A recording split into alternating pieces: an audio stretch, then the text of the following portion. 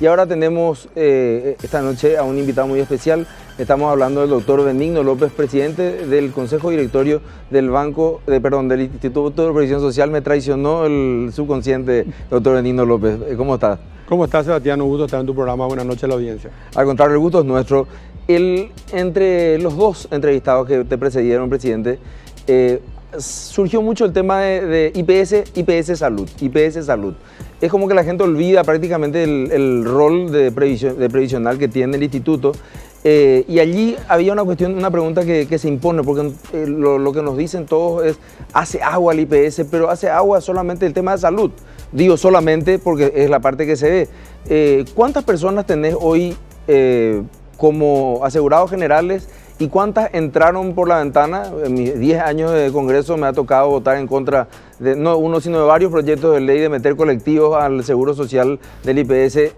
¿Y qué universo te hace eso hoy? Bueno, nosotros hoy llegamos al 22% de la cobertura de la población económicamente activa, ¿verdad? Y que son alrededor hoy de cotizantes 770.000 paraguayos que cotizan a IPS. Y del régimen general de esos 730.000 es aproximadamente entre 550 y 600.000 cotizantes entran por el régimen general y alrededor de 150.000 paraguayos entraron por diversos regímenes en los últimos años, ¿verdad? Cuando hablas de 150.000, ¿hablas de los nominales o de los reales? Porque supongamos que cada uno de estos tiene 3. No, de los nominales, los cotizantes. Cada uno con su familia de acuerdo a las características propias que tiene IPS. O sea que estos 150.000 podrían ser 450.000. Podrían ser, generalmente IPS te incluye también a tus hijos menores de 18 años, a tu señora si no tiene una actividad laboral propia y a tus padres si dependen económicamente de vos. Te hago esta pregunta porque generalmente mucha gente conoce el servicio primario, el de consultorio, sí, el de más cuestiones. Sin embargo, hace meses atrás conversábamos, nos decías, el 2% de mis enfermos llevan el 84% de mi presupuesto de salud. ¿Es así, presidente? Es así, hemos afinado el número, ¿verdad? Y te puedo decir a ciencia cierta que el 0,5% de los asegurados de IPS llevan el 30% del seguro de IPS, ¿verdad? El 0,5% llevan el 30% de la cobertura del Fondo de Salud, que son exclusivamente las enfermedades oncológicas, ¿verdad?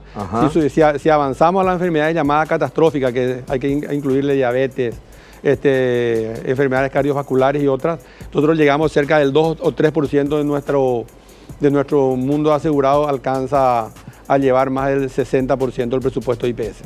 Y entre esas personas hablábamos en su momento de que hay algunas que son seguros de favor. ¿Qué significa eso? Tienen 71 años y declaran como su primer empleo lo consiguieron a los 69, ¿verdad? Sí, nosotros tenemos esa característica de que estando IPS muy activo en las llamadas enfermedades catastróficas, a una persona que entra o que le toca la mala suerte de tener esa enfermedad, busca inmediatamente la forma de ingresar a IPS. Y tenemos casos muy particulares donde personas de 65, 70 años declaran su primer trabajo formal, ¿verdad? Y inmediatamente después demandan cuantiosos tratamientos y medicamentos de IPS. Por decirte, la media de esos contratos de favor es exclusivamente el salario mínimo, ¿verdad? Y en actividades que no condicen con lo que podría hacer una persona de 70 años. En algunos casos son choferes, en otros casos son guardias, ¿verdad? Entonces hemos empezado una investigación que estamos en pleno desarrollo de la misma para ver cuánto nos cuesta la generosidad del patrón que hace generosidad con los recursos de los aportantes que son solidarios. Sistema se sostiene cuando el sano financia la salud del enfermo y empieza a tener serios problemas cuando es el enfermo el que sigue financiando la salud del propio enfermo, ¿verdad? Y en la mayoría de estos casos, otra vez es más dramático y más triste, son prácticamente enfermedades terminales. Tenemos personas que entran por un amparo, por un contrato de favor, que apenas están un año y medio en IPS, demandando medicamentos muy caros y que llevan tratamientos y medicamentos por más de 600, 700 millones de guaraníes cada uno, cuando el aporte en ese tiempo fue alrededor de 3 millones al Fondo de Salud en total en 12, 15 meses, ¿verdad? ¿Estos amparos son contestados, presidente? Estos amparos son contestados, los amparos, ha disminuido un poco el ritmo de los amparos, pero lo que no tenemos todavía un sedazo, hasta que no podamos implementar a cabalidad el examen preadmisional, son los contratos de favor, que no entran por la vía del amparo, sino entran por la vía de la generosidad del amigo, que busca ayudar a la persona que está enferma, ¿verdad? La vía va a ser esta que resolvieron hace poco, que es cargar al empleador con un examen médico previo. Es lo que está en la ley, ¿verdad? El Código Laboral exige que ese examen se haga no solamente en la preadmisión, sino de manera regular, algo que nunca se cumplió y que nosotros queremos hacer cumplir, sobre todo para poder tener políticas de prevención adecuadas, poder apuntar los cañones hacia donde tenemos que apuntar y poder prepararnos para más adelante, ¿verdad? Hoy no tenemos esa información, entonces no tenemos una política clara hacia dónde apuntar los recursos para prevenir. Por cada dólar que invirtamos en prevención vamos a tener un retorno de $5 aproximadamente.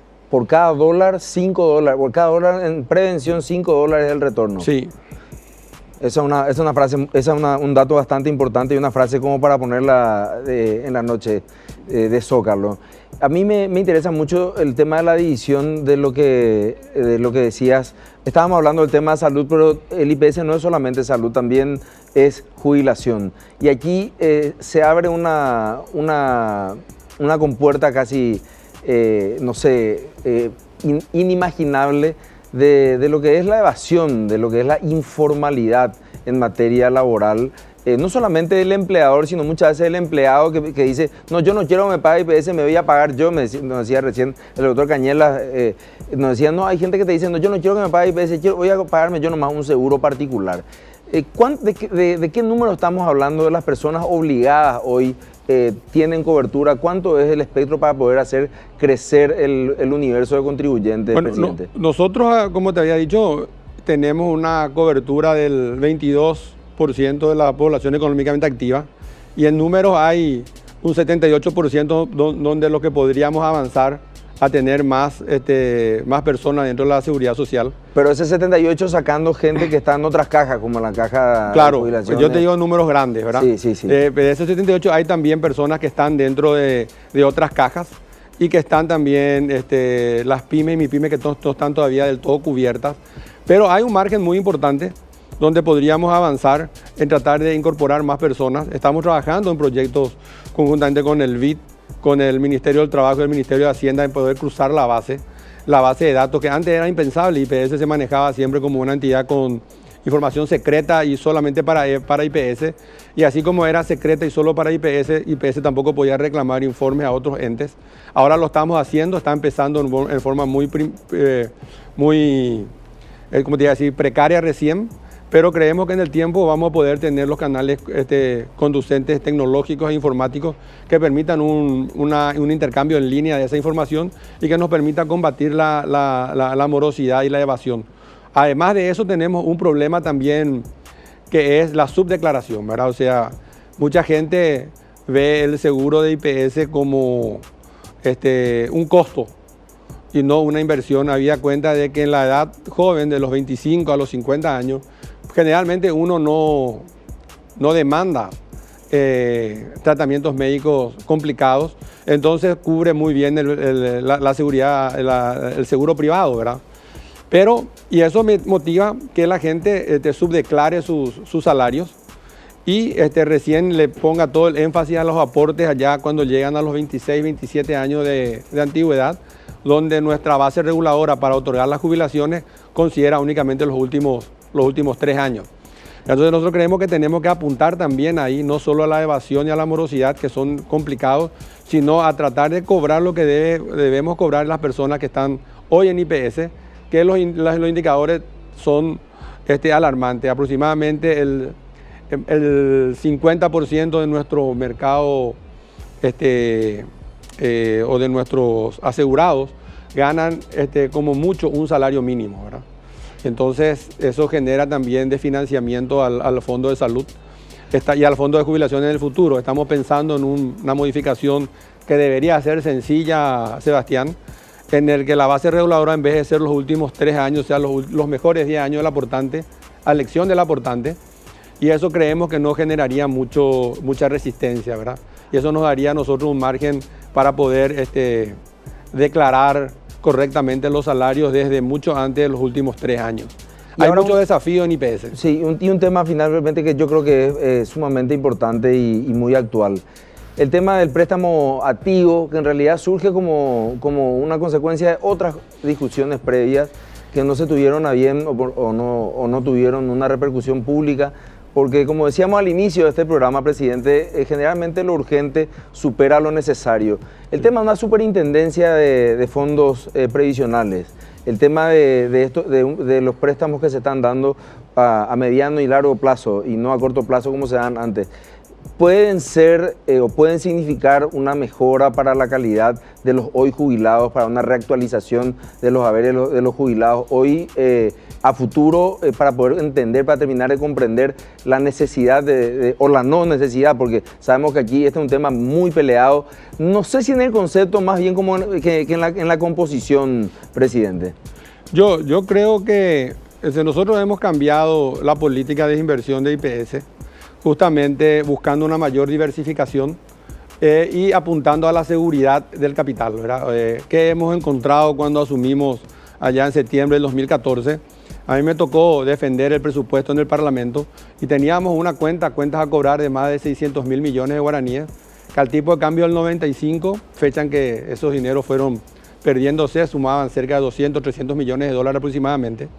Y es dinero a fondo perdido que ya IPS después de 20 años ya no creo que recupere mucho, ¿verdad? Y veía que nosotros estábamos cometiendo los mismos errores de apuntar a la rentabilidad sin mirar justamente dónde estaban depositados los recursos.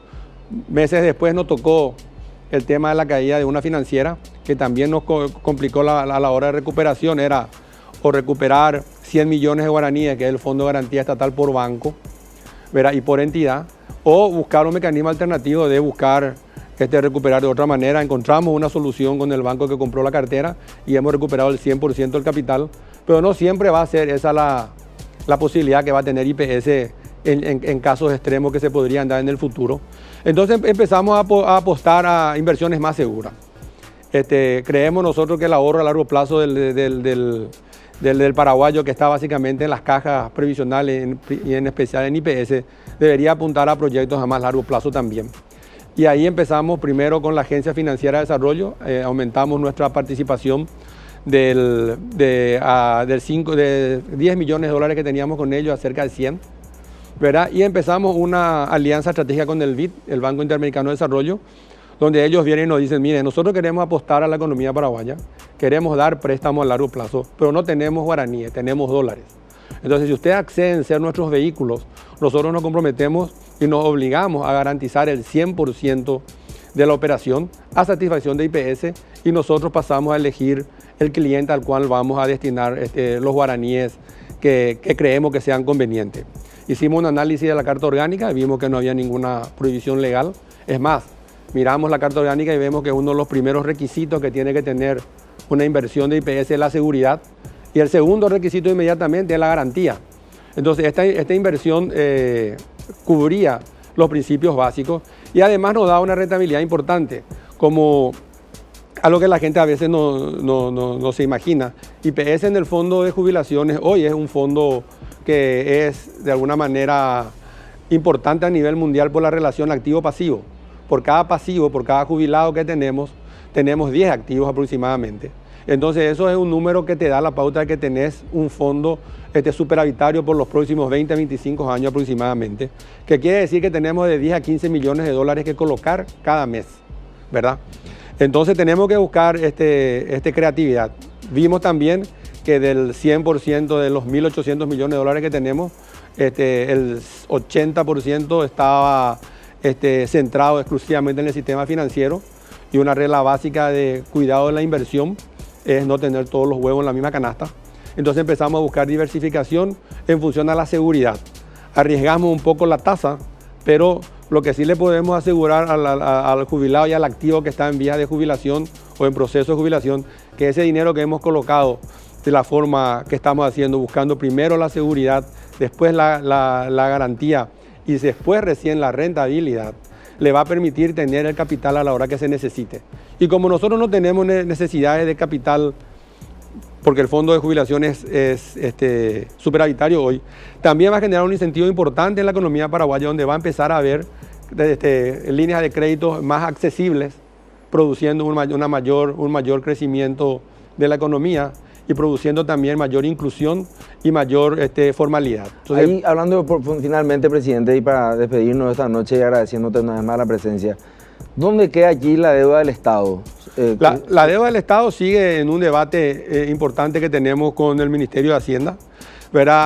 También hay que reconocer que este gobierno es el primero que pagó la deuda histórica que teníamos que tenían con nosotros del uso del seguro social por el Ministerio de Educación y Culto, y estamos en constantes conversaciones con ellos para ver de qué forma ellos podrían honrar esta deuda, ¿verdad? No es una discusión sencilla, considerando que tenemos un presupuesto que hoy tiene un déficit dentro del límite de responsabilidad fiscal, sí, pero creo que en el tiempo vamos a encontrar una solución que va a permitir una solución definitiva al tema que tiene IPS. Y al decir de las autoridades de Hacienda y el Estado paraguayo nunca va a poder desatenderse de esa obligación, porque al final del día el problema de la jubilación es siempre un problema fiscal, y llegado el caso de que se necesite, el Estado va a tener que hacer frente a su obligación ya histórica, y en este caso... 400 millones de dólares. 400 millones de dólares aproximadamente a la fecha, ¿verdad? Bueno, esperemos, presidente, que así sea y que el Estado cumpla con su palabra. Hemos tenido el punto de vista del doctor Cañelas, secretario general de funcionarios del Instituto de Previsión Social. Hemos tenido posteriormente la voz de los jubilados, quienes viven justamente de sus contribuciones que han hecho por décadas al instituto. Y por último, las proyecciones del presidente del Instituto de Previsión Social. Nos quedan algunas preguntas, lógicamente el tiempo es siempre tirano, no nos deja hablar de todo lo que querríamos. Queda flotando el tema de 1.500 personas dentro del sistema de previsión social que están ganando 648.000 guaraníes, están por debajo de la línea de pobreza. Es un tema que el gobierno debería rever inmediatamente.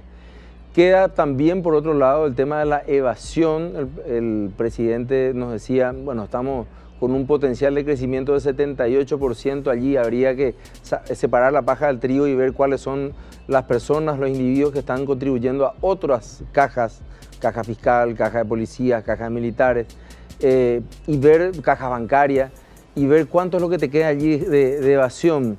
Pero ¿cuánta gente está evadiendo hoy el IPS? Y cuando hablo de la evasión estoy hablando no solamente del empleado, estoy hablando también del empleador. Es una obligación para el empleador, pero escuchen, señores, amigos, trabajadores, también es su obligación. El Instituto de Previsión Social, así como se ha dicho aquí y lo han dicho los jubilados, no lo hemos dicho nosotros, es un instituto que presta una atención que, si bien lógicamente tiene una crítica muy grande, no es menos cierto que cubre las enfermedades catastróficas, así sea una mínima prestación por un salario mínimo. El presidente del IPS nos decía el 3%, oncológico 0,5%, y vamos hasta el 2, casi 3% de sus enfermos con enfermedades catastróficas cubre o le lleva a él un 80% de su presupuesto de salud. Y hasta allí no sería grave, porque lógicamente para eso está el instituto. Lo que es grave es decir que la mitad de esas personas que accedieron son seguros de trampa, seguros de favor. Personas que, no siendo contribuyentes y que no han sido contribuyentes del IPS, se llevan ese dinero de los medicamentos, perjudicando ¿a quién? A usted, señor, a usted, señora, que está con sus hijos chicos todavía, que tiene que ir a hacer una resonancia o una tomografía o una radiografía o un estudio por una infección urinaria, y que en este momento no tiene el presupuesto. ¿Por qué? Porque alguien se lo está llevando. Estamos hablando de una deshonestidad que cruza el sector público, desmitificando el tema de solamente el sector público el problema, y llega hasta este sector privado, en donde hay una connivencia. ¿Quiénes son los que meten los seguros de favor? Yo no dudo, habrán políticos, pero estoy seguro que también habrán sindicalistas, estoy seguro que también habrán médicos, estoy seguro que también habrán amigos de personas que están trabajando en el IPS. Esto nos lleva a una reflexión de cuánta es ¿O cuánto es el peso de nuestra responsabilidad cuando hablamos del saneamiento del Instituto de Previsión Social? En una sociedad donde, como dice The Economist, dentro de unos años el 64% de los niños menores de 15 años van a trabajar en empleos que hoy no existen, Esos empleos van a tributar sobre el IPS. Vamos a seguir teniendo esa ratio de 10 activos por un pasivo, como nos decía el presidente esta noche. Son los desafíos del futuro, señoras y señores, y son cosas que hoy tenemos que hablar. Porque hoy es donde van a prometer las cosas quienes quieren llegar a los cargos que se van a ejecutar en los próximos años.